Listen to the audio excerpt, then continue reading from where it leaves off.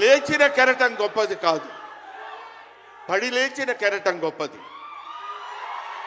ఎంతమంది ఎన్నైనా అనుకోనివ్వండి, సముద్రం అంతా ఒకసారి ఎదురొచ్చి గుండెల మీద కొట్టినా సరే స్ట్రైట్గా నిలబడి చెప్పగలిగినటువంటి ఏకైక వ్యక్తి మా పవన్ కళ్యాణ్.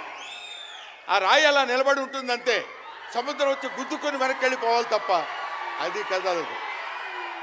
అది ఆయన గొప్పతనం కాదు. This is also destiny.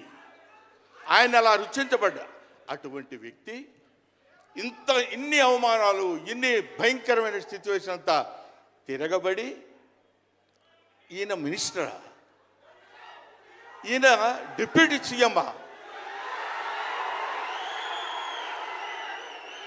ఇది ఆయన గొప్పతనం కాదు. This is also destiny.